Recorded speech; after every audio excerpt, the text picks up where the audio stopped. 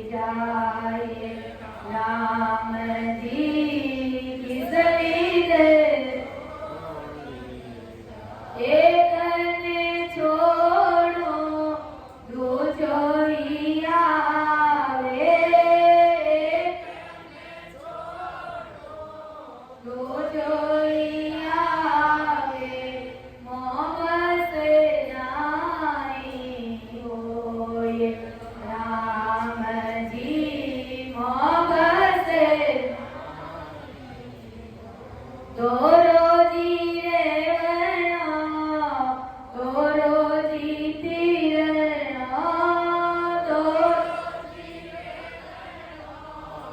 दोरोजी तीरणो ऋण भवे सागरे माय रामजी ऋण भवे सागरे माय कलयुगे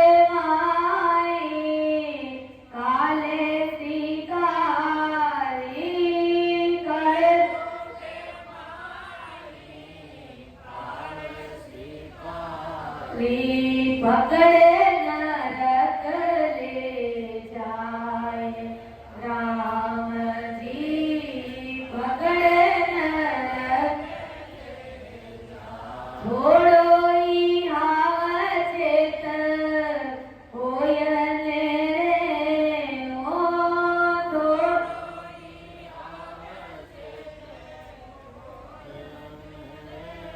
ओ माया बिगाड़े आए राम जी माया बिगाड़े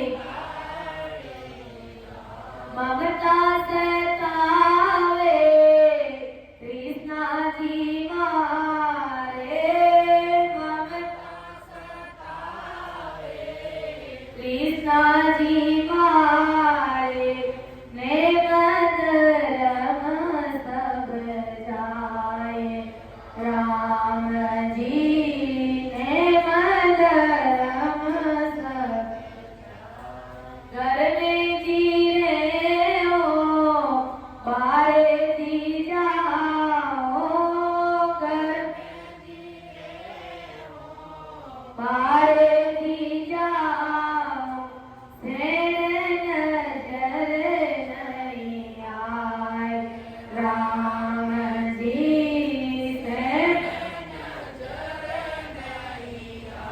आपे फुलमाओ होई में करे स्यों आपे फरमाओ होई में करे स्यों दुखी करो जुगे माय राम जी दुखी करो जुगे माय बेगा जी बेगा आपे पधारो बेगा जी बेगा आपे पधारो दया करो गटे माय राम जी दया करो गटे माय अमर लोक सो आवयो भरत लोक के मां गुणे आवे गुणे मत देखो कृपा कीजो आए मेरी मोरी सुखमय मोबे कयो न जाए कृपा करे गुरुदेव जी जब तब देव सुनाए परम दयाल अनंत सुख सम्राट आदि सद्गुरु सर्वात्माओं के सद्गुरु सर्वसृष्टि के सद्गुरु सद्गुरु सुक्रांति महाराज धन्य हो राम सभा में राम राम महाराज सभी को मेरा बारंबार राम राम साहब सभी को प्रणाम। तो सबसे पहले अपन एक पद लेंगे उसको समझने का प्रयास करेंगे उससे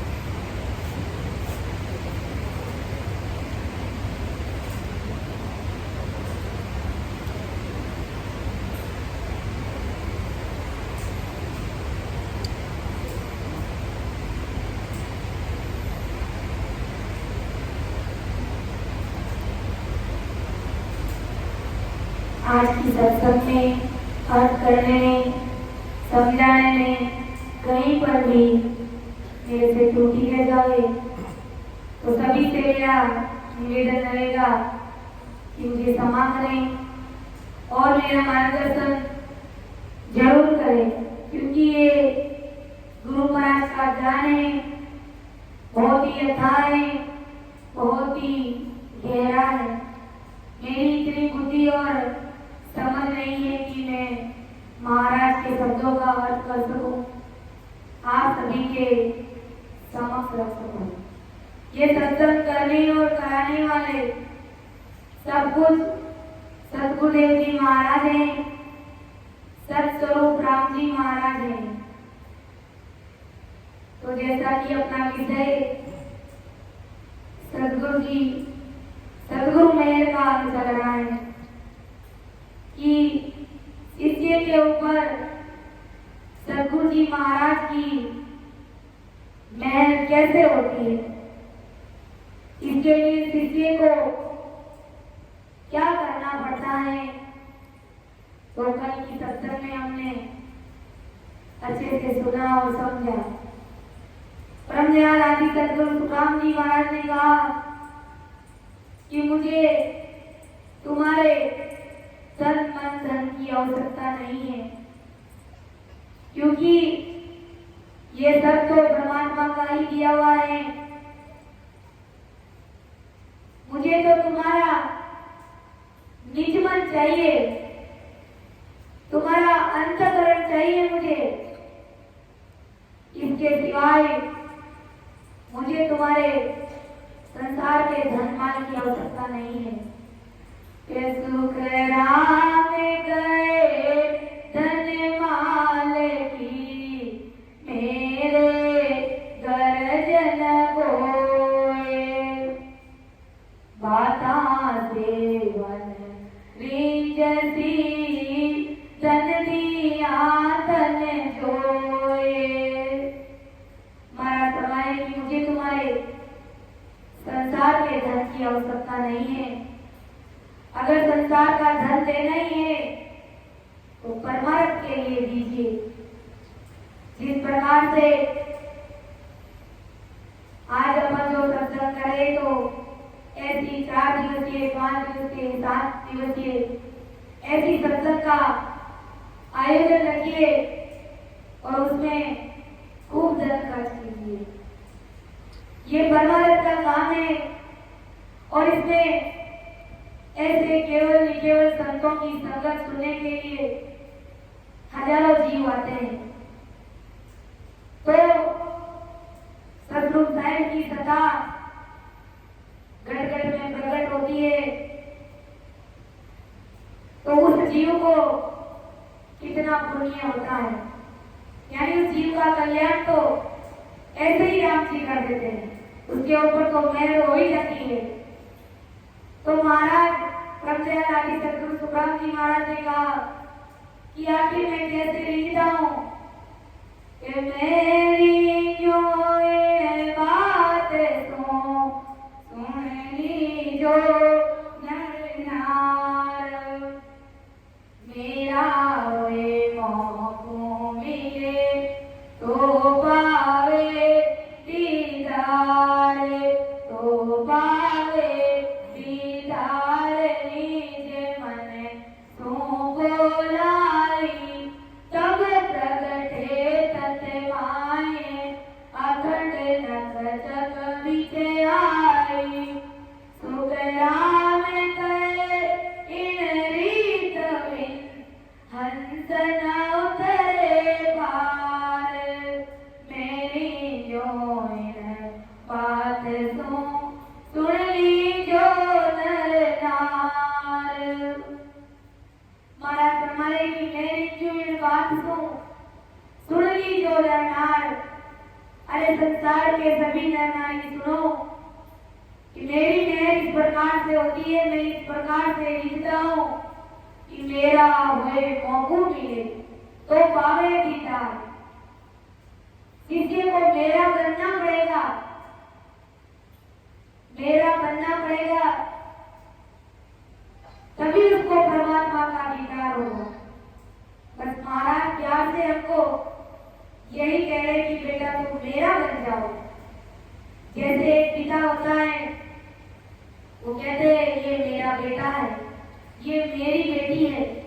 तो महाराज आदि सदगुरु सुखराम जी महाराज भी यही कह रहे हैं कि बस तुम मेरे बन जाओ, मेरे ही हो और मेरे बन जाओ। क्यों तुम इधर उधर की भक्तियों में उलझ गए हो, क्यों माया के भंवर में उलझे हुए हो? तुम बस मेरे बन जाओ, तुम्हारा अंतःकरण, तुम्हारा निधन ला करके मुझे सौंप दो। मुझे तुम्हारे संसार का कमाया हुआ धन की आवश्यकता मुझे नहीं है। अब तुम मुझे अपना निधन ला करके सौंपोगे तो तुम्हें दीदार मिलेगा, यानी सतगुरु साहिब के देश की प्राप्ति करा दूंगा। और तब प्रगटे तत्माए अखंड नख चक विचार, तब नख से लेकर के चक तक 3.5 करोड़ रुमावली में, यानी लग लग रोग रोग में राम जी महाराज बोलना शुरू कर देंगे। लेकिन इसके लिए थोड़ा सा भी केस बराबर भी फर्क नहीं करेगा महाराज, क्योंकि अपनी सतगुरु साहिब की भक्ति का पराक्रम ऐसा ही है। ऐसा सत्यवादी मारा सायेवा, ऐसा सत्यवादी मारा सायेवा, भग से ज्ञान अपारा, भग से ज्ञान अपारा,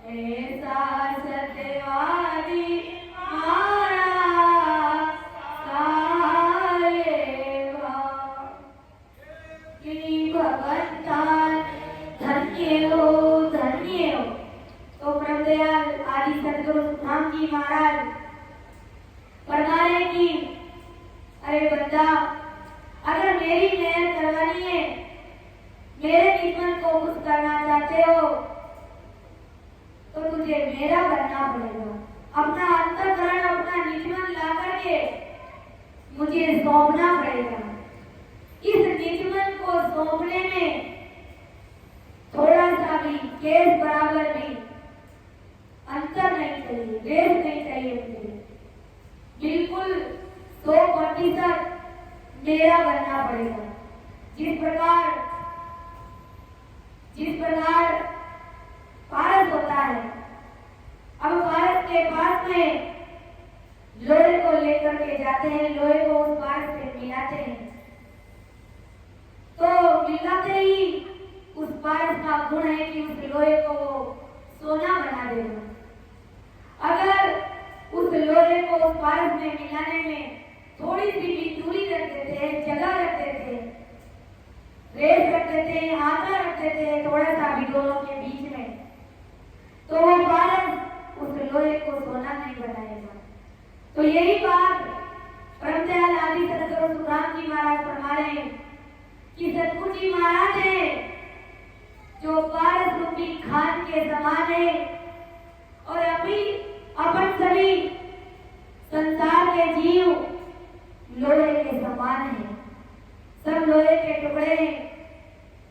अब उन लोहे को अगर सतगुरु जी महाराज के पास ले जाएंगे, लोया मतलब गुरु महाराज का शिष्य, कोई भी संसार का प्राणी मनुष्य अगर निजमन से गुरु महाराज के पास जाकर के सरेंडर हो जाएगा, अपना निजमन सौंप देगा, अपना आपा गुरु महाराज को सौंप देगा, अपना अंतःकरण दे देगा, गुरु महाराज का बन जाएगा। मतलब गुरु महाराज के ज्ञान को अंतःकरण से धारण कर लेगा तो गुरु महाराज उसकी काया को कंचन बना देंगे, यानी गुरु महाराज उनको अपने सम्मान बना देंगे।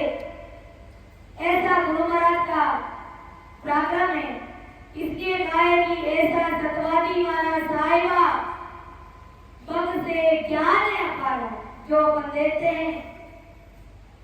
कितना अपार ज्ञान अपने सतगुरुदेव जी महाराज इस राम सभा में बगतते हैं अपने मुखार से। ऐसा सतवादी महाराज साहिबा भक्त से ज्ञान है अपारा और भाव राखे हो जारे भेड़ा ही न। अगर कोई शिष्य ऐसा भाव रखता है तो उसके तो 24 ही घंटे साथ ही रहते हैं गुरु महाराज। गुरु महाराज चाहे भले ही 1000-2000 किलोमीटर दूर बैठे हैं, लेकिन उस शिष्य ने अंतःकरण से निजमन से गुरु महाराज को स्वीकार कर लिया, अपना निजमन सौंप दिया कि मेरे सतगुरुदेव जी महाराज आप ही हो, आपके सिवाय मुझे इस संसार में तारने वाला कोई नहीं है। इस प्रकार वो निजमन सौंप करके ज्ञान को धारण कर लेता है तो सतगुरु जी महाराज 24 घंटे रग रग रोग रोग में उसके बोलते हैं। कोई जरूरी नहीं है कि गुरु महाराज के साथ ही रहो। जहां पर कहते हैं जिसका जैसा भाव होता है, जैसी कृपा उस शिष्य के ऊपर हो जाती है। तो ऐसे सतवादी साहब अपने सतगुरुदेव जी महाराज है और ऐसी अपनी ये सतगुरु राम जी महाराज की भक्ति है। तो महाराज हमें यही समझा रहे हैं कि मुझे रिझाने के लिए थोड़ा बहुत भी फर्क नहीं चलता है।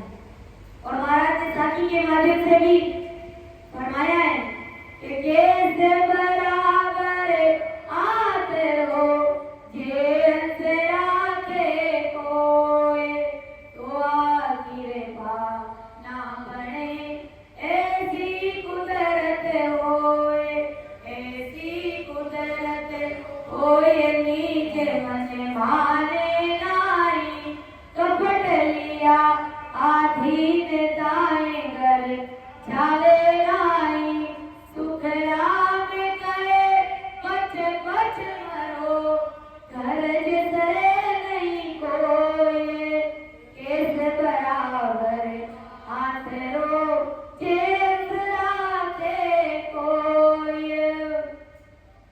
महाराज फरमाए कि मेरी भक्ति को धारण करने में, मेरी भक्ति समझने में अगर कोई केस बराबर भी फर्क रखता है, केस बराबर मतलब एक बाल के जितना, एक तिनके के समान भी अगर कोई मेरे ज्ञान को समझने में फर्क रखता है, आदरा रखता है, रेस रखता है, दूरी रखता है, तो महाराज फरमाए कि वो कृपा उसके ऊपर नहीं बनती। जो कृपा होनी होती है वो शिष्य के ऊपर नहीं होती। केस बराबर है हाथों जे राखे कोई तो कृपा ना बने, ऐसी कुदरत हो। महाराज फरमाए कि ये कुदरत चीज ही ऐसी है, ये सतगुरु साहब की सत्ता का प्रागण ही ऐसा ही है कि इस भक्ति में जरा सा भी केस बराबर भी फर्क नहीं चलता है। दूसरी भक्तियों में, संसार के अन्य कामों में फर्क चल सकता है, भेदभाव हो सकता है, मन में फर्क रख सकते, लेकिन महाराज फरमाए कि मेरी इस भक्ति में जरा सा भी फर्क नहीं चलता है। ऐसी कुदरत होए नीच मन माने नहीं। महाराज फरमाए कि मेरा तो नीच मन मानता ही नहीं, चाहे भले कुछ भी हो जाए, अगर फर्क है, आदरा है, तो मेरा नीच मन शिष्य के ऊपर नहीं मानता है। कपट लीला आधीन ताए घर जावे नहीं, उसके ऊपर मेरी मेहर, मेरी कृपा, मेरा ध्यान कभी जाता ही नहीं।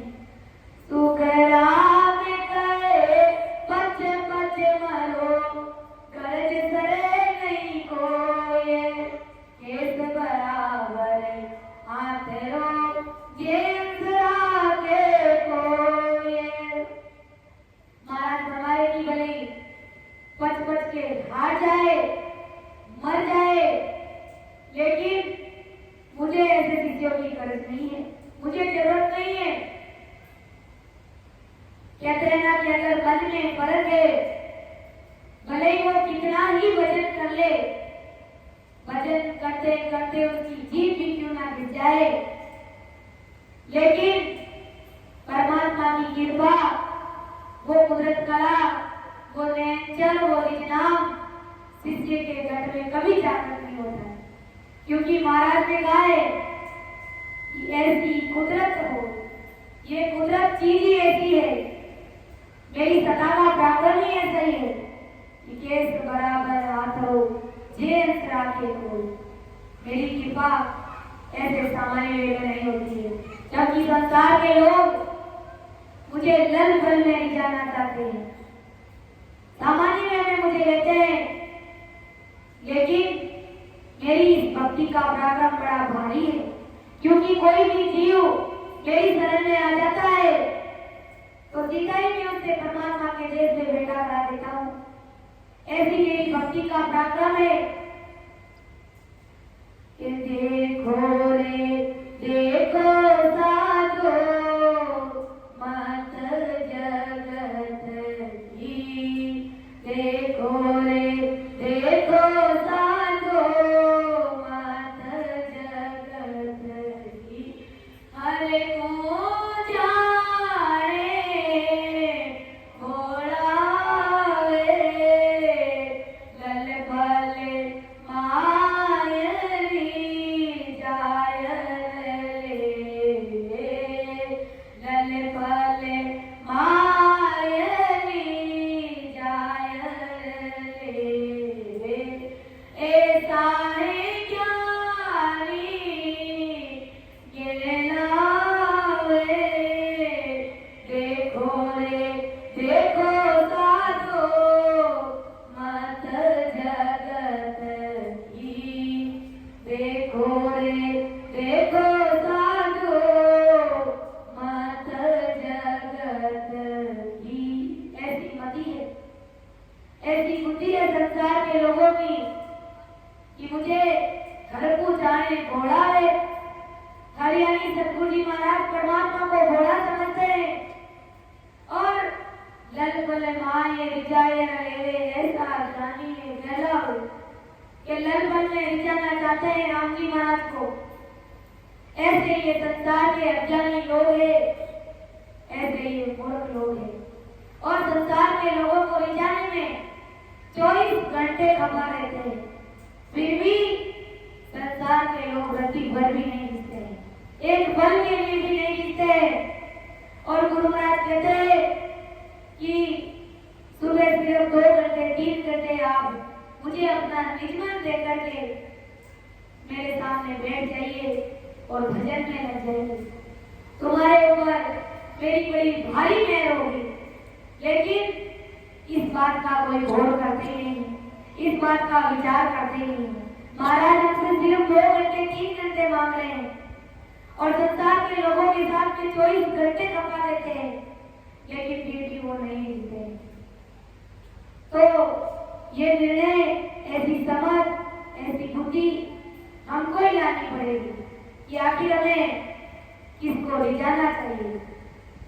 तो परमदयाल आदि सदगुरु सुखराम जी महाराज क्या फरमा रहे हैं कि जिन जिन को तू होवसी सोई सुने परसन होए, आई रीत अनाथ से क्या समझाऊं तोए, के समझाऊं तोए हाथ तेरे सब होई, जो चाहे सो चीज पकड़ पर घट क्यों तोई, सुख राम गए माँ बाप रे, तीजा गुरु क्यों तोए, जिन जिन को तुम होवसी सोई सुन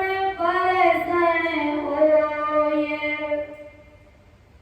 अब महाराज हमें क्या समझा रहे हैं साथी के माध्यम से कि जिन जिन को तुम होवसी सोई सुन परसन हो, कि तुम जिसका होगे, जिसका तुम बनना चाहोगे, वे ही तुम्हारे ऊपर प्रसन्न होंगे।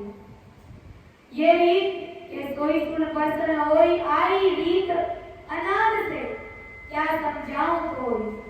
महाराज फरमाने की ये आदि अनादि काल से ये रीत चली आई है कि तुम जिसको रिझाओगे वो तुम्हारे ऊपर रिझेगा, वो तुमसे राजी हो जाएगा, वो तुम्हारे ऊपर प्रसन्न हो जाएगा। और ये रीत आदि अनादि काल से चली आ रही है कि आ रीत अनाद से के समझाऊं तोई, क्या समझाऊं तोई हाथ तेरे सर हो। महाराज तुम्हारे की मैं तुम्हें समझा करके बता रहा हूँ, कह रहा हूँ कि ये सब तुम्हारे ही हाथ में है कि तुम किसको रिझाना चाहोगे। तुम 3 लोग के जो देवी देवता है, यहाँ तक कि होमकाल की जितनी भी भक्तियां हैं, उन सारे देवी देवताओं को रिझाने में अपना समय खराब करोगे या फिर सतगुरु ब्रह्म जी महाराज को रिझाने में अपना समय लगाओगे। महाराज तुम्हारे लिए मैं तुम्हें समझा करके बता रहा हूँ, कह रहा हूँ, ये तुम्हारे ही हाथ की बात है। ये बात शिष्य के ऊपर ही डिपेंड करती है कि शिष्य किसको प्रसन्न करना चाहेगा, गुरु महाराज को प्रसन्न करना चाहेगा या फिर माता पिता को प्रसन्न करना चाहेगा। माता पिता मतलब माया और पिता मतलब होनकार बार ब्रह्म, माया और ब्रह्म की भक्ति। तो ये शिष्य के ऊपर निर्भर करता है कि वो किसको ले जाएगा। तो महाराज फरमाए क्या समझाऊं तो हाथ तेरे सर हो, ये सब तुम्हारे हाथ में है कि तुम किसे ले जाना चाहोगे। जो चाहे सो चीज पकड़ प्रगट क्यों तो। महाराज फरमाए कि जिसकी तुम्हें चाहत है उसे ही तुम पकड़ लो, उसे ही तुम ले जाओ। यह तुम्हें मैं प्रगट करके कह रहा हूँ।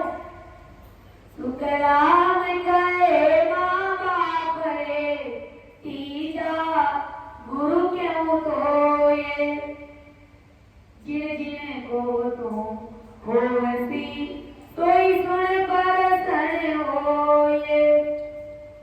ये माता पिता और तीसरे गुरु इस प्रकार से 3 है जो मैं तुम्हें बताता हूँ। अब इनमें से तुम जिसका जिसका होगे, जिसका जिसका बनोगे, यही तुम्हारे ऊपर प्रसन्न होंगे। अगर तुम माता को ले जाना चाहो भक्ति में उस भक्ति का शरण लेकर के उन देवताओं को पूजना चाहो तो महाराज फरमाए कि ये सब तुम्हारे हाथ में ये निर्णय की बात है कि तुम किसे प्रसन्न करना चाहोगे।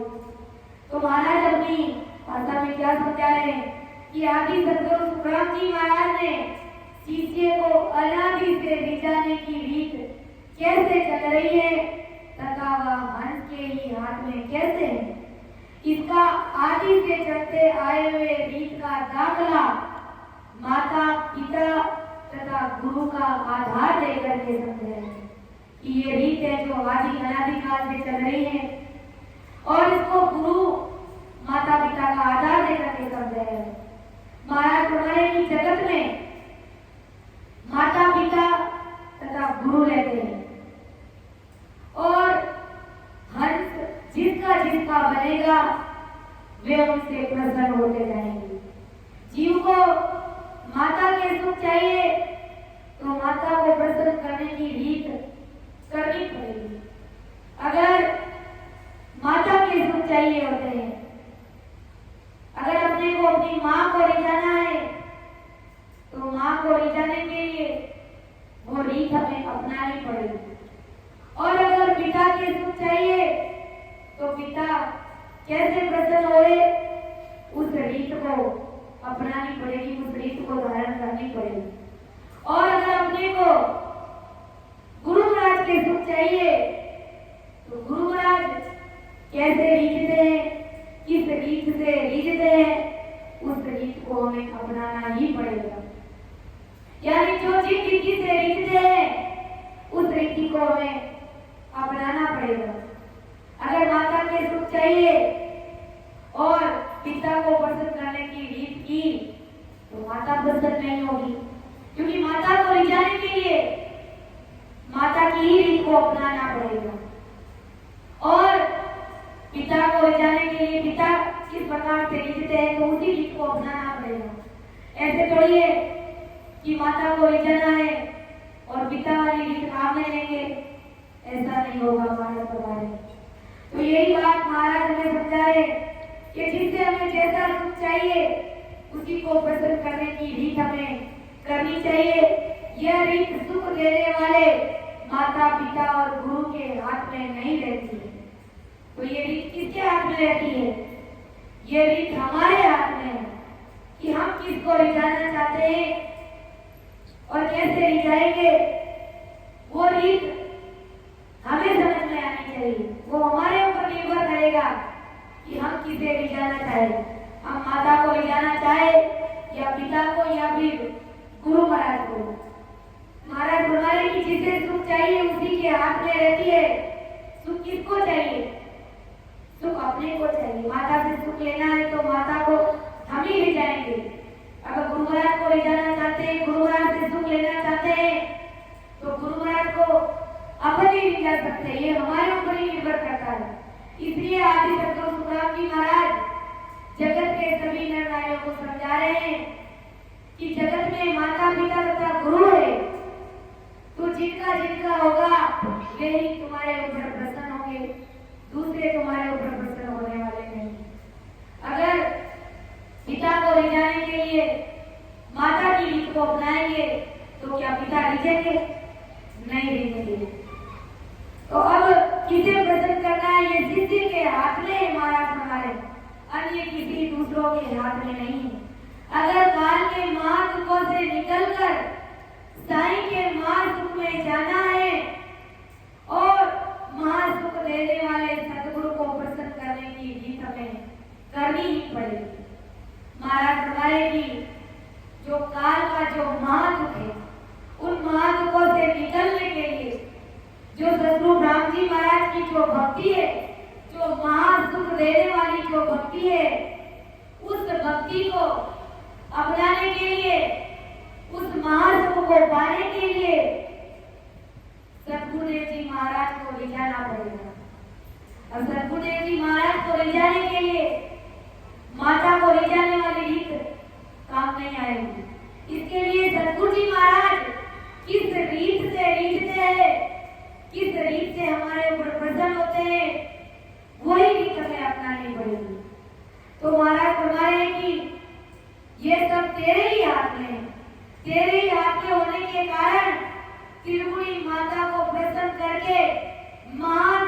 में जाने की रीत या करतार परम पिता प्रसन्न करके करतार पद पाके संसार में फिर से आके सुख पाने की रीत को छोड़ दे और नेचर महासुख की जो रीत है उस रीत को धारण करके भवसागर के महादुखों से पार उतरना।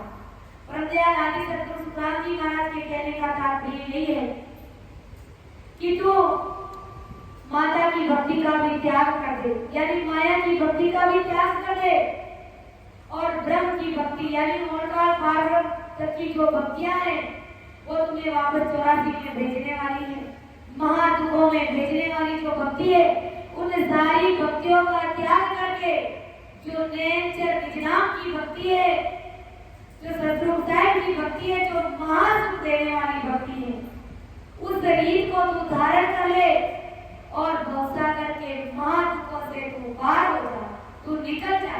यही बात परमदयाल आदि सद्गुरु सुखराम जी महाराज फरमा रहे हैं। तो आगे महाराज क्या समझाए कि मां से राके एक मायरी जे सुन पाई, भोजन देवे लाए त्याग कर से जब बिछाई, पिता पद जो होए वचन लो पे नहीं कोई, तो धन देवे माल की सबे अपना क्यों कोई, सुख रामदास गुरु पद करे देवे ज्ञान बताए, माए बाप दोनों तजे तब सिर मुंड्यो जाए। परमदयाल आदि सद्गुरु सुखराम जी महाराज क्या बताए कि मां से राके हेत माए रिजे सुन भाई, और भोजन देवे लाए ब्याव कर सेठ खिंचाई। महाराज फरमा रहे कि तुम मां से प्रीत करोगे, मां से प्रेम करोगे तो मां खुश हो जाएगी। यानी अगर तुम माता को रिझाओगे, संसार की मां को रिझाएंगे, संसार की मां को रिझाने के लिए उस मां का अपन कोई भी काम कर देंगे, और हमें मालूम है सभी को कि हमारी मां कौन सा काम अपन कर देंगे तो उससे हमारी मां रिझ जाएगी, प्रसन्न हो जाएगी। तो वो काम अगर अपन अपनी मां का कर देते हैं, जैसे मां के रसोई के काम में हाथ बटा देते हैं, झाड़ू निकाल देते हैं, कोई भी काम में मां की मदद कर देते हैं, तो मां हमारे ऊपर रिझ जाती है। और फिर वो मां जब रिझ जाती है, प्रसन्न हो जाती है, तो वो क्या करेगी, हमारे ऊपर प्रसन्न हो जाएगी तो हमें अच्छा भोजन बना के दे देगी, हमारी शादी कर देगी, हमारे लिए अच्छी सेज बिछा देगी। ये मां की कृपा है, ये मां प्रसन्न होने का। तो महाराज फरमाए कि जो तुम अगर माता को रिझाओगे तो माता रिझ जाएगी, और माता रिझने से माता तुझे अच्छा भोजन बना के देगी, बढ़िया सोने के लिए बिछाना करके देगी तथा विवाह तुम्हारा कर देगी, और तुझे पिता का धन या हुनर वो नहीं सिखाएगी। माँ को ले जाएंगे तो माँ ही लिखेगी, पिता का हुनर माँ नहीं सिखा सकती। तो महाराज फरमा रहे कि ऐसे ही गुरु के पास जो दुख से मुक्त होने का ज्ञान है वो ज्ञान माँ नहीं दे सकती। इसलिए महाराज फरमाए कि पिता से प्रेम करेंगे, अगर पिता से प्रीत किए, पिता से प्रेम किया है तो उनका कोई भी वचन अगर अपन नहीं रोकेंगे कि अपने पिता का काम है, कोई भी बिजनेस करते हैं अपने पिता, तो बिजनेस के काम में अगर अपन हाथ बढ़ाएंगे तो हमारे पिताजी हमारे ऊपर प्रसन्न हो जाएंगे, और अगर वो रिझेंगे, वो प्रसन्न हो जाएंगे तो वो अपना कमाया हुआ धन की चाबी को अपने हाथ में दे देंगे। और जो पिता ने जो अपने जीवन भर में जो धंधा, जो काम, जो हुनर सीखा है वो हुनर अपने बच्चे को सिखा देंगे, वो धंधा अपने बच्चे को भी सिखा देंगे, हमें सिखा देंगे। परंतु पिता के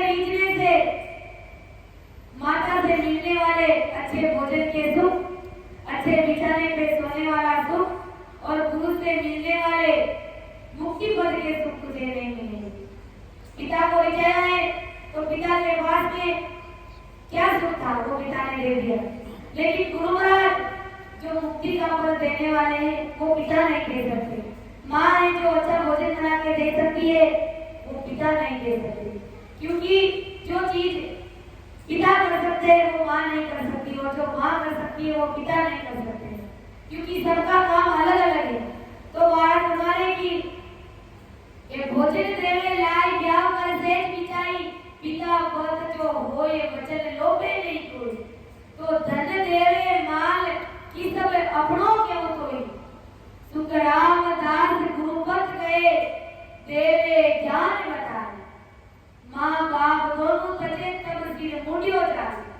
महाराज हमारे की ऐसे ही गुरु का अगर कोई विश्वास कर लेता है, गुरु महाराज से अगर कोई प्रेम प्रीति भाव लेकर के आ जाता है, तो गुरु महाराज जो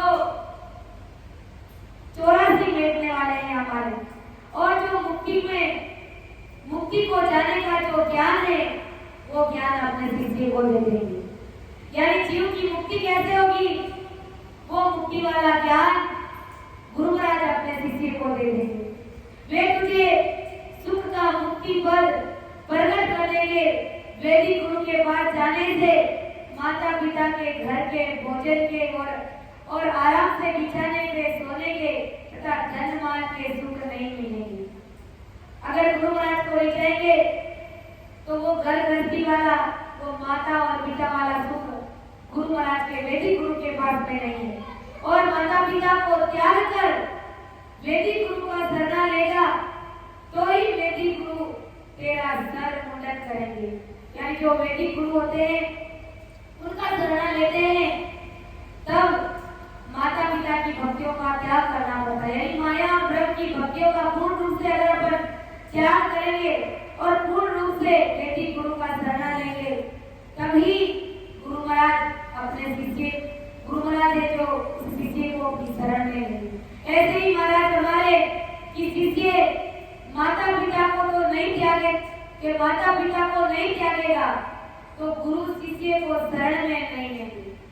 अगर शिष्य है जो माया ब्रह्म की भक्ति का तो त्याग करता नहीं है और गुरु महाराज की शरण में आना चाहता है, गुरु महाराज की शिष्य बनना चाहता है, तो महाराज हमारे की गुरु महाराज को अपना शिष्य नहीं बनाए, क्योंकि इसके लिए तुझे माया और ब्रह्म की भक्तियों का त्याग करना पड़ेगा। जब माया और ब्रह्म की भक्तियों का त्याग करेगा पूर्ण रूप से, तो ही गुरुदेव जी महाराज तुम्हें अपना शिष्य बनाएंगे, अपनी शरण में लेंगे। तो यही बात परम दयाल आदि सद्गुरु सुखराम जी महाराज हमारे कि शिष्य को शरण में न रखने से शिष्य माया के सुख के मुक्ति पद से दूर रहेगा। अगर गुरु महाराज ने शिष्य ने अगर माया ब्रह्म की भक्ति का त्याग नहीं किया तो गुरु महाराज उस शिष्य को अपनी शरण में नहीं लेंगे और वो ऐसे ही माया के जो सुख है उसके जो मुक्ति पद से वो दूर रहेगा। यानी सतगुरु साहिब की भक्ति से वो दूर रहेगा, उसको आनंदों की प्राप्ति नहीं होगी। तो शिष्य को माया और ब्रह्म की भक्ति का यानी 33 कोटि देवता जब तब करनी कर्म और घोड़कार भागवत की जितनी भी भक्तियां हैं उन सारी भक्तियों का त्याग करना पड़ेगा। और ब्रह्मदयाल आदि सद्गुरु सुखराम जी महाराज ने भी निर्णय के अंग में फरमाया है कि शिष्य को किस प्रकार से तीन लोक की भक्तियों का त्याग करना है कि सर्वलोक की रीत सोण निज मन निसर जाए, ज्यों लटी को पर हरे यूं त्यागे मन माए, यूं त्यागे मन माए मोक प्यारी जब लागे, ज्यों बालके माँ हेते काम कामी सिर जागे, सुख राम ज्ञान प्रकाश दिया केवल उपदेश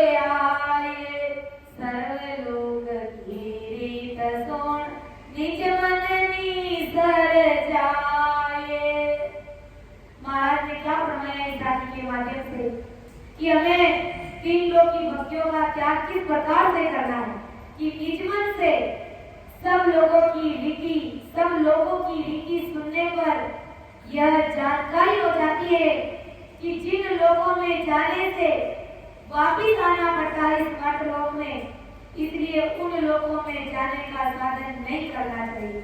ऐसी समझ आ जानी चाहिए कि जैसे किसी को उल्टी हो जाए तो वह त्याग देता है उस उल्टी को, यानी जब भोजन ज्यादा कर लेते हैं फिर पानी नहीं पीते हैं तो भोजन अपच हो जाता है और उल्टी हो जाती है हमको, तो उस उल्टी होने के बाद में अपन उस उल्टी की तरफ अपना ध्यान जाता है क्या? नहीं जाता है। ऐसे ही महाराज फरमाए कि तीन लोग की भक्तियों का ऐसे ही तुम्हें त्याग करना पड़ेगा। ये उल्टी के समान भक्तियां हैं, क्योंकि इन भक्तियों से अपनी जीवात्मा का कार्य होने वाला नहीं है। ये भक्तियां हमारा कल्याण नहीं कर सकती, हमें परम पद में भेज नहीं सकती। तो उल्टी समझकर इन भक्तियों का त्याग कर देना होगा हमें, तभी अपने सद्गुरुदेव जी महाराज, अपने गुरु महाराज हमें अपना शिष्य बनाएंगे, अपनी शरण में अपने को स्वीकार करेंगे। तो यही बात प्रत्यय आदि सद्गुरु सुखराम जी महाराज हमारे कि ये सब निर्णय हमारे हाथ में है कि बिन निर्णय सुनिया बिना परम मोक्ष नहीं जाय, करनी साधी जे बिना गरज सरे नहीं कोय, गरज सरे नहीं कोय अर्थ जागो योई, बिन सुनिया किरी गावे कौन विद होते कोई, चालन री सड़ता गई पर फिर कोता खाय, बिन निर्णो सुनिया बिना परम मोक्ष नहीं जाए। इतना बढ़िया तरीके से महाराज ने अपने को समझाया है कि बिन निर्णय सुनिया बिना परम मोक्ष नहीं जाए। बिना निर्णय, बिना समझ कोई भी जीव परम मोक्ष की प्राप्ति नहीं कर सकता, क्योंकि संसार का कोई भी निर्णय लेते हैं बहुत ही सोच समझकर और बड़ी होशियारी और समझदारी के साथ में लेते हैं। यही बात महाराज समझा रहे कि भक्ति का निर्णय भी बड़ी समझदारी से, बड़ी चतुराई से, बड़ी होशियारी से ले हो, क्योंकि ये मनुष्य शरीर बार बार नहीं मिलता है। इस जीवन में अगर परमात्मा की भक्ति की परख नहीं कर पाए तो जन्मों जन्म के गोते पड़ जाएंगे और ये मनुष्य शरीर हार जाएंगे। इस जीवन को कभी अपना सार्थक नहीं बना पाएंगे, इस जीवन को धन्य नहीं बना पाएंगे। इसलिए अगर इस जीवन को धन्य बनाना है तो भक्ति का निर्णय हमें ही करना पड़ेगा कि बिन निर्णय सुनिया बिना परम मोक्ष नहीं जाए, करनी साची छे बिना गरज सरे नहीं खाए। बिना जानकारी के साधन किए बिना परम मोक्ष की प्राप्ति नहीं होती। इसके लिए जानकारी अति आवश्यक है कि कौन सी भक्ति से अपनी जीवात्मा का कार्य होगा और कौन सी भक्ति है जो हमें नरक में ले जाने वाली है। इस बात की समझ ऐसी भारी बुद्धि हमको होनी चाहिए। और महाराज समझा रहे कि कई तरह की अनंत करणियां करो, परम पद की प्राप्ति होती नहीं। यानी कितनी भी और भागवत की जितनी भी भक्तियां करे, नाना प्रकार के करनी, कर्म, जप, तप, जितना आपसे हो सकता है वो सब कर लो, लेकिन ये सब करने से परम पद की प्राप्ति नहीं होती है। महाराज फरमाए तो महाराज फरमाए कि अर्थ या को हो ये बिन सुनिया किनी काम कौन विद बुद्धे कोई। इसका ये अर्थ है कि बिना किसी गांव की जानकारी के उस गांव में कैसे पहुंच सकता है। जैसे कि अपने को अब यहाँ से चेन्नई से जोधपुर जाना है, तो जोधपुर जाने के लिए रास्ता तो अपने को मालूम होना चाहिए ना। रास्ता मालूम होगा तभी अपन जोधपुर पहुंचेंगे, बिना रास्ता जाने अपन कैसे जोधपुर पहुंचेंगे। यही बात परम दयाल आदि सतगुरु सुखराम जी महाराज फरमाए, अगर सतगुरु साहिब की भक्ति में सतगुरु साहिब की भक्ति का शरणा लेना है और सतगुरु साहिब के देश की प्राप्ति करनी है, तो इसके लिए कौन सी भक्ति धारण करनी पड़ेगी, कैसे संतों का हमें शरणा लेना पड़ेगा, इसकी जानकारी ऐसी समझ आपको होनी चाहिए। और समझ नहीं होती है तो अपन क्या करते हैं, किसी गांव को जाते हैं और गांव को रास्ता नहीं मालूम होता है तो अपन कितने जनों से पूछ लेते हैं कि हमारा रास्ता कहाँ जाएगा, जोधपुर जाने का रास्ता कौन सा है, किधर से किधर जाएगा, कितनी समझदारी से काम करते हैं। तो यही बात महाराज समझाए कि परम पद में पहुंचने के लिए कौन सी भक्ति को धारण करना पड़ेगा। और अगर समझ नहीं है तो ऐसे संतों का शरण लेकर के संतों से पूछिए, परीक्षा कीजिए कि मैं आपकी शरण में हूँ, लेकिन कौन सी भक्ति करने से मेरी जीवात्मा का कल्याण हो जाएगा, ऐसी भक्ति की परख करना सीखो। यही बात महाराज अपने को समझा रहे हैं कि चालन री सरदागणी पण फिर फिर गोता खाए, बिन निर्णो सुनिया बिना परम मोक नहीं जाए। कि चलने की यानी रास्ते को पार करने की श्रद्धा खूब है, लेकिन रास्ता ही मालूम नहीं है तो वो श्रद्धा चलने की क्या काम आएगी। भाई जाने की खूब श्रद्धा है अपनी कि अपन यहाँ से 50 किलोमीटर 1000 किलोमीटर जा सकते हैं, लेकिन जाएंगे कहाँ, वो जाने का ठिकाना तो आपको मालूम होना चाहिए।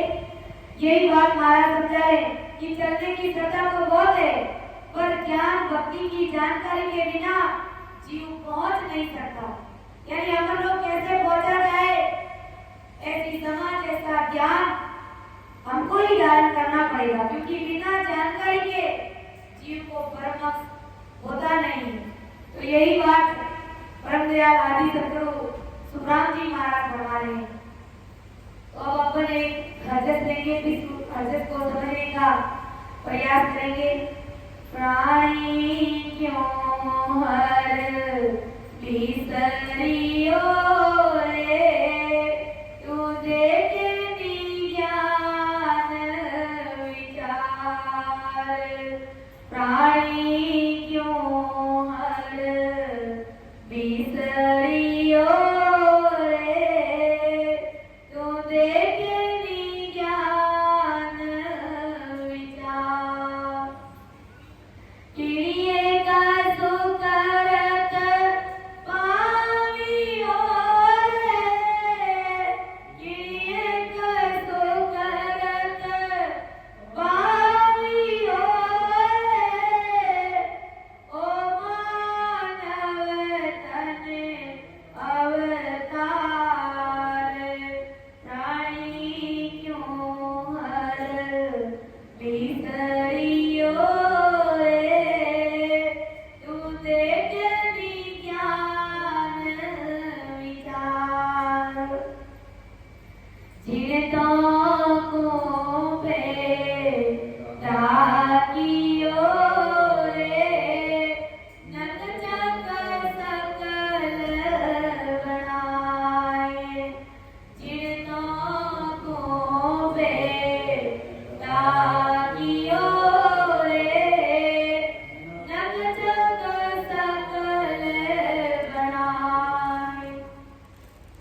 जड़ में वास में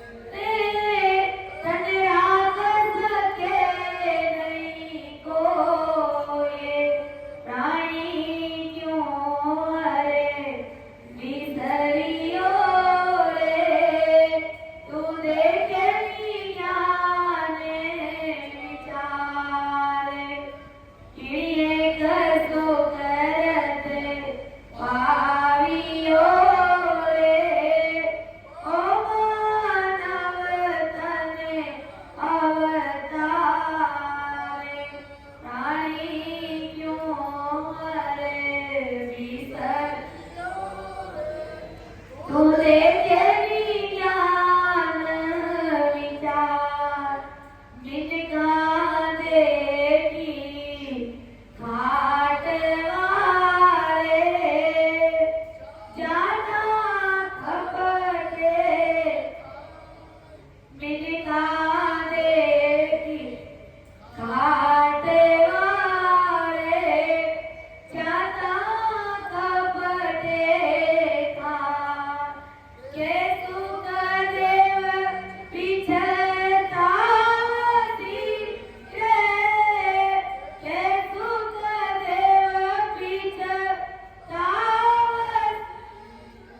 तू समझ सुलझे हरे गाए प्राणी क्यों हरे बिसरियो रे तू देखे विज्ञान प्राणी क्यों हरे बिसरियो रे तू देखे विज्ञान विचार रत पावियो रे किरियत सुकरत ओ मानव तने अवतार प्राणी क्यों हर बिसरियो रे तू देखे विज्ञान विचार प्राणी क्यों हर बिसर तू देखे विज्ञान विचार कितना बढ़िया चेतावनी स्वरूप ये हजरत ब्रह्मदयाल आदि सदगुरु सुखराम जी महाराज ने हमें समझाया है, चेताया है कि अपनी गाड़ी को चेतन कर लो कि प्राणी क्यों हर बिसरियो रे तू देखे नहीं ज्ञान विचार। अरे प्राणी हर मतलब सतगुरु राम जी महाराज को तो क्यों बिसर गया? अरे ज्ञान से विचार करके देख कि किरिए के सुकृत पावियो रे ओ मानव तन अवतार कोई सुकृत तूने पाया होगा, किया होगा, तब कहीं जाकर के तुझे ये मनुष्य शरीर मिला है। तो अरे मेरे प्राणों से प्रिय प्राणी तू सतगुरु राम जी महाराज की भक्ति को कैसे भूल गया है? अरे उस सतगुरु परमात्मा को याद कर जिस परमात्मा ने तुझे ये शरीर देकर के भेजा है। अरे प्राणी जिस राम जी ने तुझे मनुष्य शरीर ये मनुष्य अवतार दिया है, ऐसे राम जी महाराज को तू कैसे भूल गया रे? और क्यों भूल गया है? तू सत्य ज्ञान से विचार कर कि तुझे तेरे कोई भारी सुकृत के कारण ये मनुष्य शरीर मिला है, ये भक्ति तुझे मिली है, ये मनुष्य शरीर मिला है। इस मनुष्य देह को 3 लोक 14 भवन में ब्रह्मा विष्णु महादेव इंद्र आदि समान सभी देवता बड़ा अवतार मानते हैं इस मनुष्य शरीर को। यानी 3 लोक 14 भवन और ब्रह्मा विष्णु महादेव और यहाँ तक कि 33 कोटि देवताओं के राजा स्वयं इंद्र भी इस मनुष्य शरीर को बड़ा मानते हैं।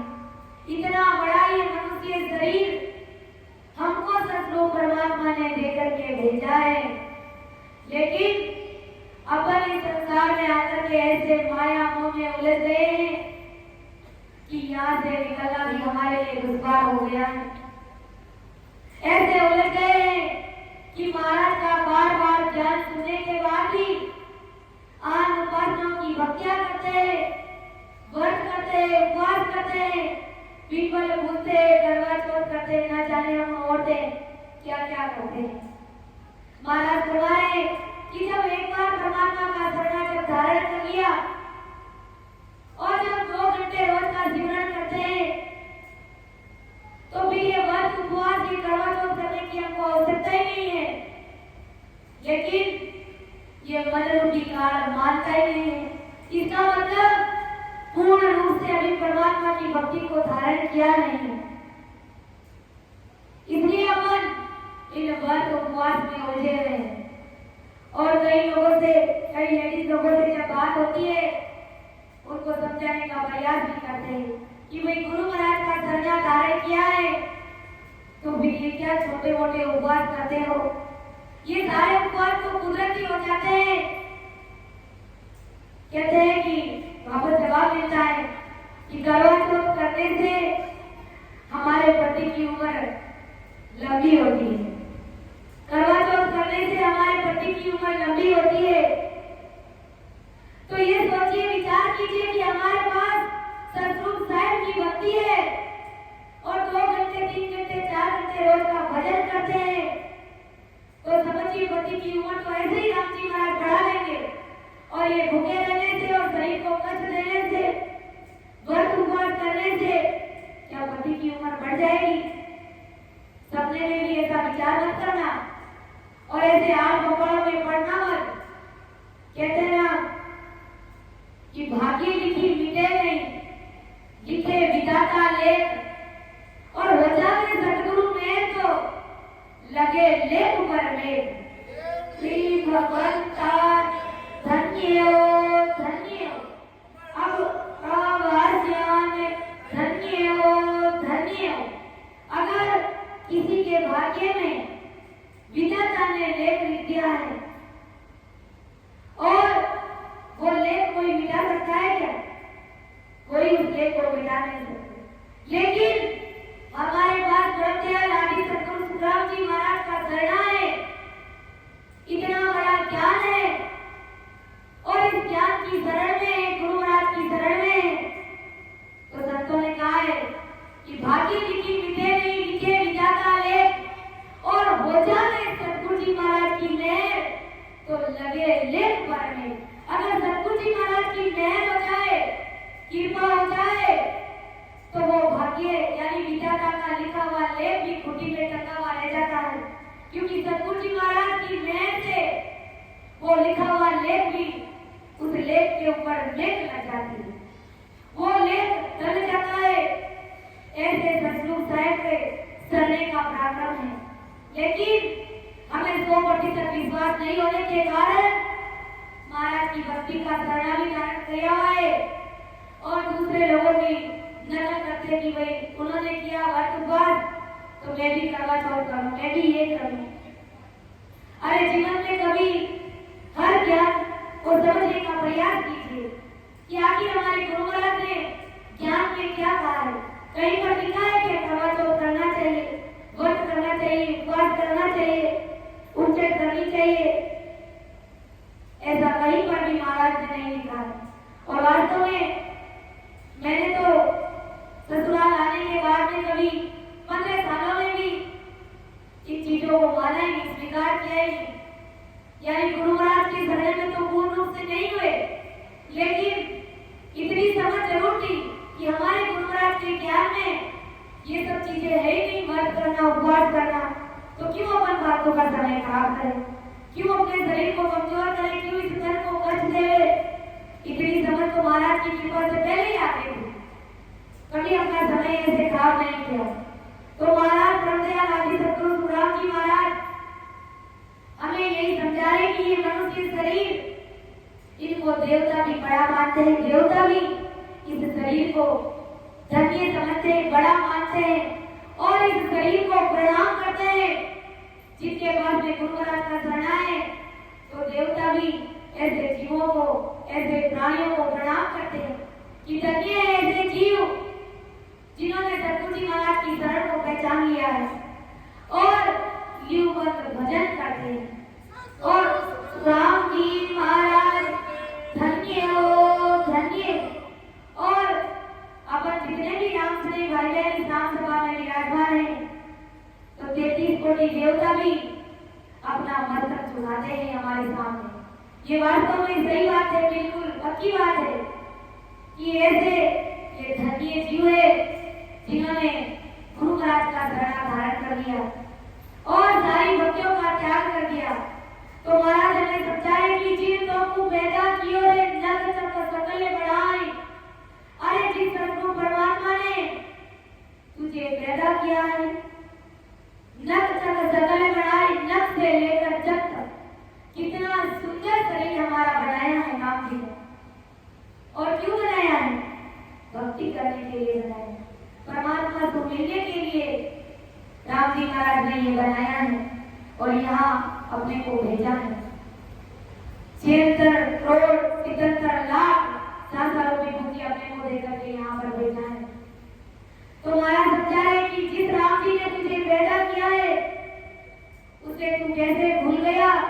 अरे रानी उस राम जी ने तुझे सतरूपी सत्य दर्शन करने के लिए आंखें बना दी हैं, यानी कितनी सुंदर आंखें बनाई हैं। ये आंखें संसार की वस्तुओं को देखने के लिए नहीं बनाई है, ये आंखें संतों के दर्शन करने के लिए बनाई है। गुरु महाराज ने फरमाया है पद के माध्यम से, संतों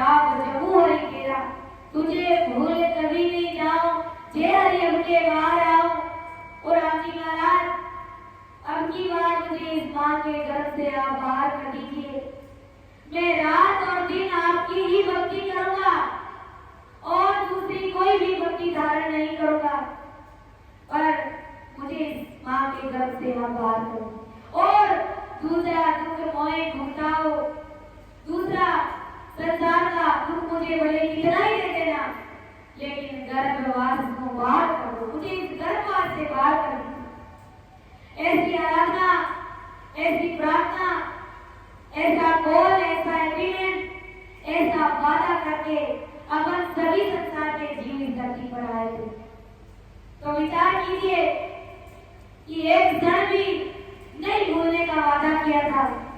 तो मूल्यांकन कीजिए कि कितना अपन परमात्मा को याद करें, कितनी अपन राम जी महाराज की भक्ति करें। कि ऐसा मेल रेवण को दिया वेर विजय पहुंचावे, ऐसा ये महल, ये शरीर रूपी महल परमात्मा ने देकर के मुझे भेजा है।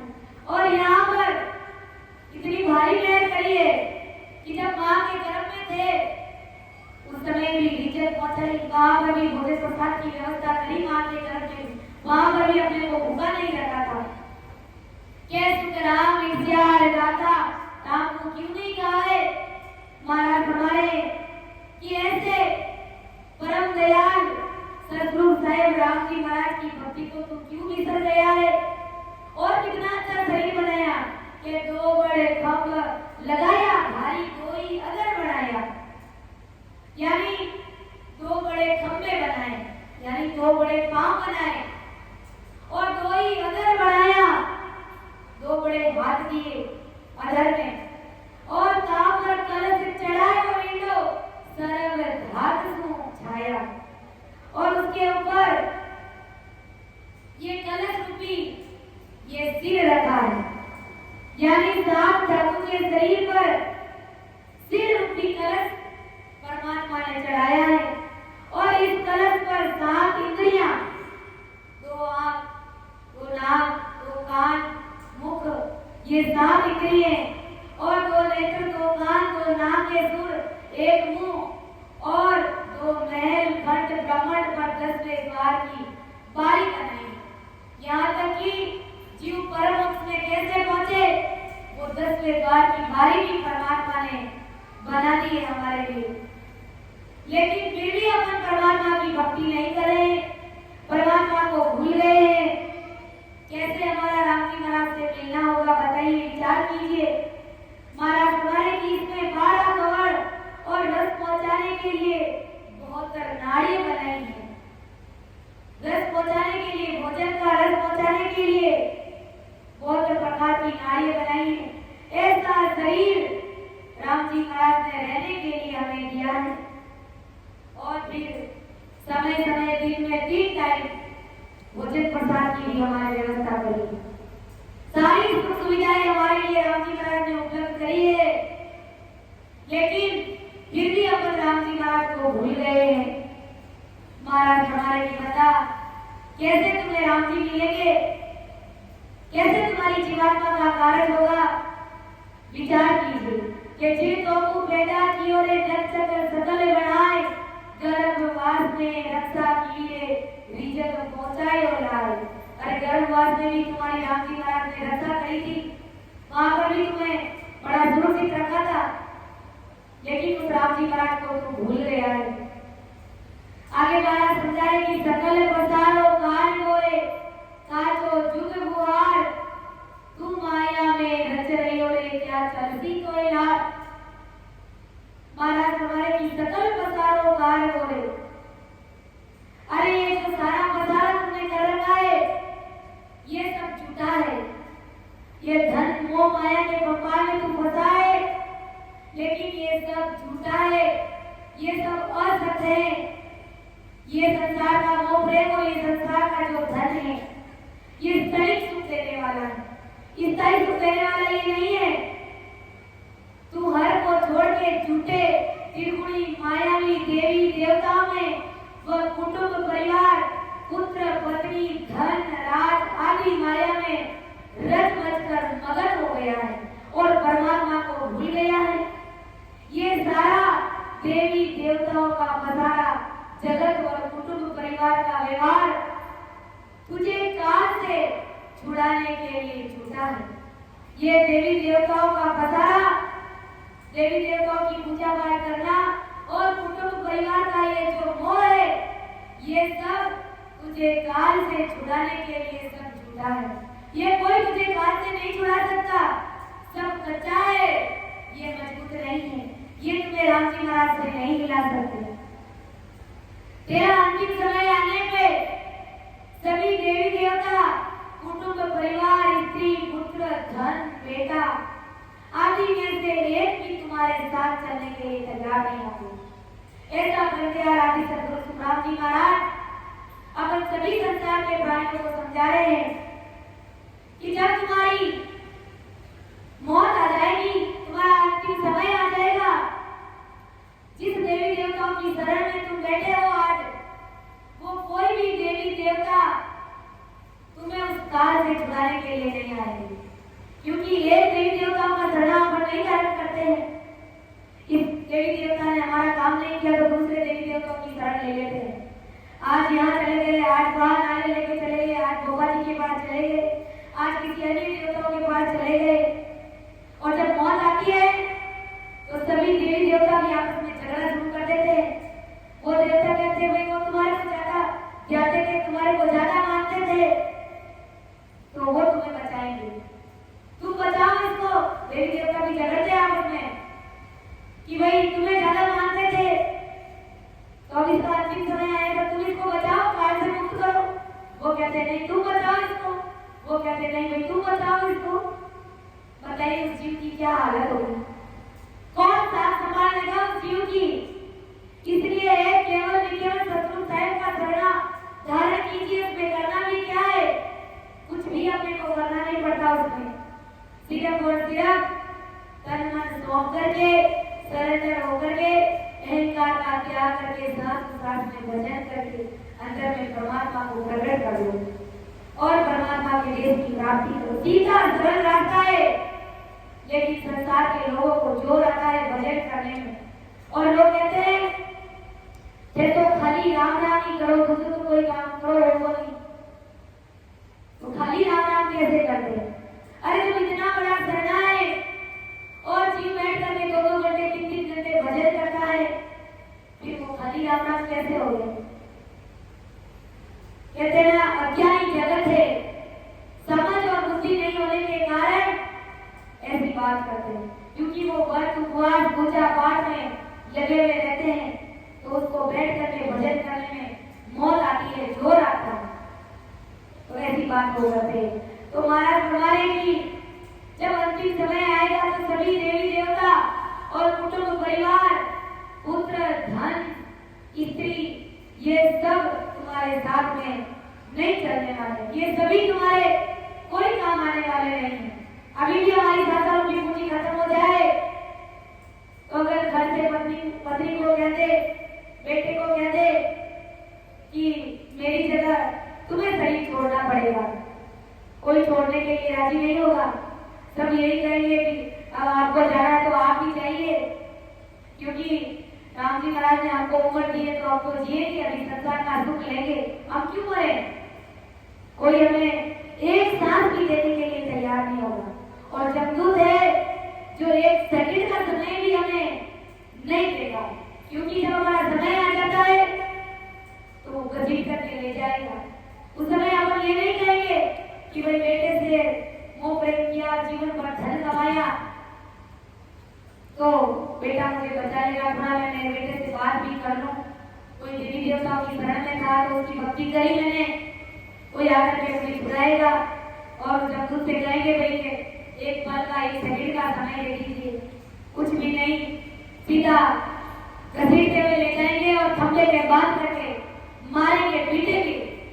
ऐसे ये जमदूत प्रताड़ित करते हैं जीव को। इसलिए महाराज हमारे समझ जाइए, चेत जाइए, क्योंकि जिस राम जी महाराज ने इतना अच्छा शरीर देकर के भेजा है, उस राम जी को तुम भूल गए कि आज काल दिन साथ मेरे उठ चले वो जोई, 14 तीनों लोक में छने राख सके नहीं कोई। क्या फरमाए महाराज कि तुझे आज काल में, मतलब सोमवार से रविवार तक के कोई भी वार को काल के साथ उठकर तुझे जाना पड़ेगा। सोमवार से लेकर रविवार तक ये समय, ये वार आते रहते हैं। सोमवार से लेकर रविवार तक किसी भी दिन, किसी भी वार को हमें जाना पड़ेगा और ये काल आएगा और घसीट करके ले जाएगा। मतलब 7 वार से अलग नया वार तो उठ जाने के लिए कोई उठेगा नहीं, यानी मरने के लिए कोई दूसरा वार तो आएगा नहीं। इन 7 वारों में ही अपने को जाना पड़ेगा कि आज काल दिन साथ में, इन 7 दिनों में तुझे ये संसार छोड़ करके जाना पड़ेगा। अपन देखते हैं पीढ़ी दर पीढ़ी अपने दादाजी गए, परदादाजी गए और घर परिवार कुटुंब परिवार में अपन देखते हैं सब अपना शरीर छोड़ करके जाते हैं, अपन को भी जाना पड़ेगा। तो महाराज समझा रहे कि 14 तीनों लोक में चले राम सके नहीं कोई, 3 लोक 14 भवन में राम जी महाराज की भक्ति के बिना तुझे कोई नहीं रखने वाला है। यानी जगत के सभी ज्ञानी ध्यानी कहते हैं कि प्राणी को 3 लोक 14 भवन में हर को छोड़कर काल से बचा सकेगा, ऐसा कोई देवी देवता है जो प्राकृति नहीं है कि मुझे काल से बचा देगा। किसी भी देवी देवताओं की इतनी पहुंच नहीं है, कोई भी देवता इतना प्राकृति नहीं है कि मुझे काल से बचा लेगा, क्योंकि काल तो उन देवी देवताओं की भी गर्दन मरोड़ते हैं जो भी स्वर्ग में जाते हैं देवी देवताओं की पूजा करके साधना करके, तो उनकी आंखों के सामने जाते ही ऐसा दृश्य देखने को मिलता है कि काल उन देवी देवताओं का जब समय पूर्ण हो जाता है तो उसकी भी गर्दन मरोड़ता है और 84 में भेजते हैं उनको सिखाए। तो ऐसा कोई भी देवी देवता नहीं है जो काल से बचा सकता है। और काल भगवान ने भी देवता ने भी कहा है महाभारत में कि काल आकर के हमको भी जकड़ करके पकड़ करके ले जा सकता है, हमें भी ले जाता है, काल किसी को भी नहीं छोड़ता है। तो देवी देवता भी काल से डरते हैं, पूजते हैं, कांपते हैं। तो विचार कीजिए कि उनकी शरण में आने वाला जीव को क्या देवी देवता बचा सकता है? सपने में भी विचार मत करना। महाराज बता रहे हैं कि तेरे मनुष्य देह से तूने भी हर छोड़कर अन्य देवी देवता की भक्ति की है, फिर वे देवता तुझे काल के दुख से बचाने के लिए तुझे कैसे वो बचाने के लिए आएंगे? अगर हमने भी यही तरीका अपनाया है, देवी देवताओं की शरण में है, तो इस ज्ञान को समझ लेना है और धारण कर लेना है कि ये महाराज का ज्ञान क्या कह रहा है कि देवी देवताओं की शरण लेने से ये देवी देवता हमें काल से मुक्त नहीं कर सकते। तो मिलता देखी घाट वाले जाता खपड़े खाई, के सुखदेव पिताओ सीगे तू समझ सुलझ हर काल।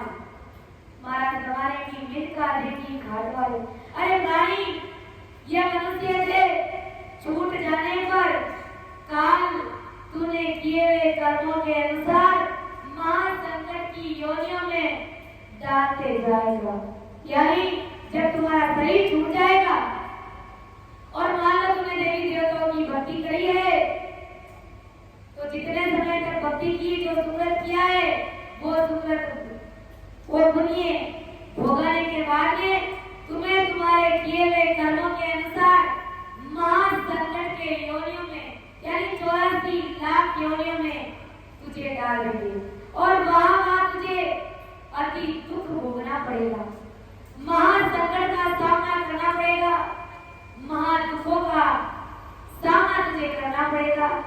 उस समय तुम सदगुरु जी महाराज को याद करोगे कि आए तो थे बलवर की सत्संग सुनने के लिए, लेकिन उस सत्संग को बुरा नहीं था, समझा नहीं था, धारण नहीं किया था। उस समय बड़ा भारी पश्चाताप करना पड़ेगा, लेकिन उस समय हमारी एक भी नहीं चलने वाली है। जब तू तुम्हारी एक बात भी नहीं मानेगा, एक बात भी स्वीकार करने वाला नहीं और दुख भोगे नहीं, जाने पे इन दुखों से निकाल देने वाला, महासुख में पहुंचाने वाला मनुष्य देह याद आएगा। उस समय अपने को जब अपन दुख भोगेंगे तो उस समय हमें ये पल भर की संकट याद आएगी और महासुख में पहुंचाने वाले ये मनुष्य शरीर की याद आएगी हमें कि हमको भी मनुष्य शरीर परमात्मा ने दे करके भेजा था और यहाँ तक कि हमें सत्संग भी सुनने को मिली थी, लेकिन सत्संग को समझा नहीं, गुणा नहीं, धारण किया नहीं, लेकिन फिर पछतावे के सिवाय हमारे पास और कुछ भी नहीं बचेगा और हाथ से कमाया इसका तुझे पल पल में पछतावा आएगा। कहते हैं ना कि जब बाजी हाथ से निकल जाती है तो पछतावे के सिवाय और कुछ भी नहीं रहता है। तो बड़ा भारी पश्चाताप करना पड़ेगा। महाराज हमारे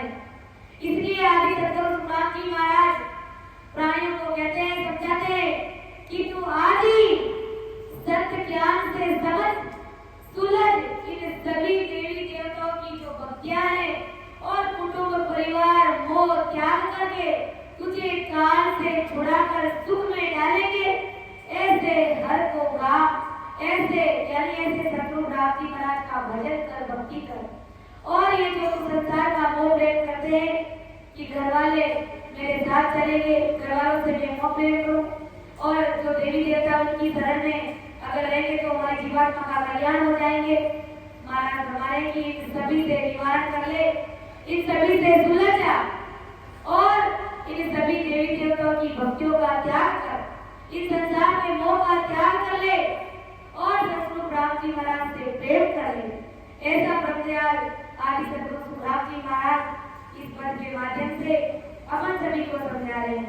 ये प्राणी क्यों हर विसरियो रे, तू देखे ज्ञान विचार, प्राणी क्यों हर विसरियो रे, तू देखे ज्ञान विचार, किरिए कैसो करत पावियो रे, किरिए कैसो करत पावियो रे, ओ मानव तने अवतार, प्राणी क्यों हर विसरियो रे, तू देखे ज्ञान विचार, प्राणी क्यों हर विसरियो रे, तू देखे ज्ञान विचार। इस ज्ञान को विचार करके, समझ करके इस ज्ञान को धारण कर ले। तो अपनी वाणी को मैं विराम दे रही हूँ। समझाने में कहीं पर भी त्रुटि रही है, अपनी विद्या समझ करके माफ करिएगा। सुने जो मैं निर्दोष हूँ, घाट बांध जसोए, तुम्हारे बोल